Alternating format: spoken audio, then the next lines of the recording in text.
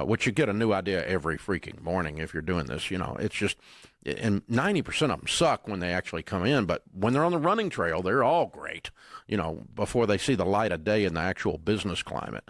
So anyway, I'm convinced that, everything Ramsey has done has been on about 10% of our ideas.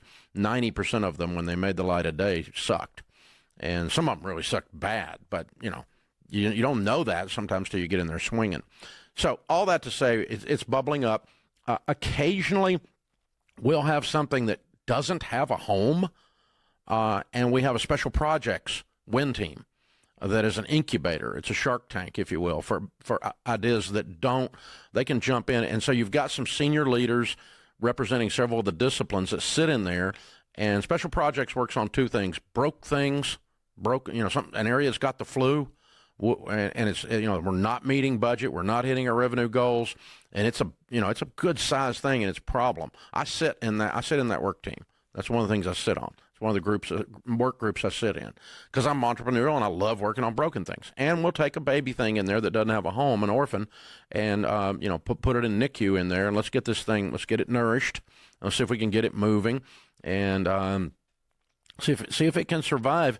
If we can get the thing to where it's past beta and it's actually, the business is actually got some social proof, we'll make it a new profit center.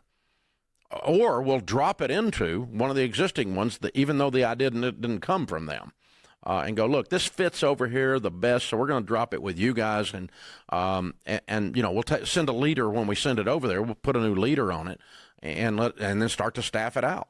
So when you put a new leader on it, that was the who does new. That was kind of the heart. So when you put a new leader on, is that you typically pull like a junior, like if your VP is head of a division, you pull somebody who's kind of one of their right hand, they get the opportunity from a career pathing perspective that they can run this new thing? Or like, how do you think through bringing those leaders in? Are you mostly, I would just love to know, how do you think through that part?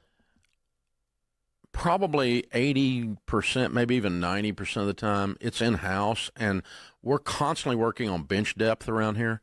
And so we've got somebody waiting in the wings, and it might be them that birthed the new idea and brought it into special projects, And so they may have been rocking the baby for a little while, and then they just get to grow it on up, right? They get to give the orphan a home, and they become the new mama daddy of the thing. So that's how I like to do it, because if it was born in their heart, they will fight all the enemies internally and externally for the survival of their baby. I mean, and they'll champion the cause, baby. I like champions. They paint their face blue and ride a horse with a big sword coming through the thing to get everything.